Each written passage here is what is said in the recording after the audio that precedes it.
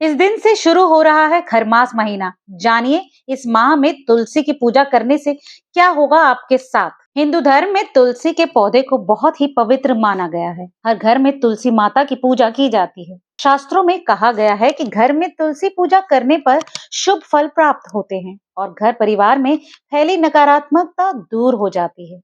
ऐसे में हिंदू धर्मों में तुलसी का पौधा अक्सर आंगन में देखा जाता है। लेकिन तुलसी के पौधे की पूजा के कुछ खास नियम हैं।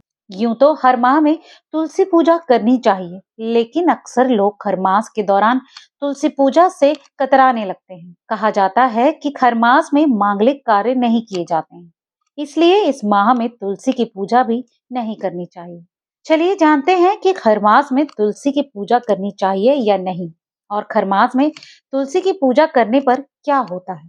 लोगों के बीच मान्यता है कि खरमास में चूंकि मांगलिक और शुभ काम पर रोक लग जाती है, इसलिए तुलसी पूजा नहीं करनी चाहिए। लेकिन शास्त्रों में कहा गया है कि खरमास में मांगलिक कार्यक्रम रुकते हैं और धार्मिक कार्यक्रम किए जाते हैं। ऐसे में खरमास में ग्रह अपना अशुभ प्रभाव डालते हैं। ज्यादा से ज्यादा धार्मिक कार्यक्रम करके इनका अशुभ प्रभाव कम करने की कोशिश करनी चाहिए।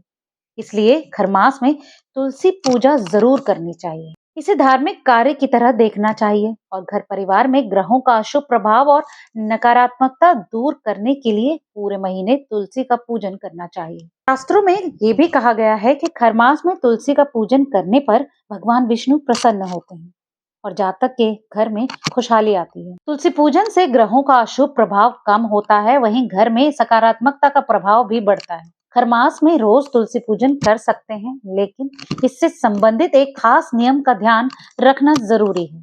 खरमास में तुलसी की पूजा करते समय तुलसी के पत्तों को स्पर्श करने से बचना चाहिए। ऐसा करने पर तुलसी का पौधा दूषित माना जाता है।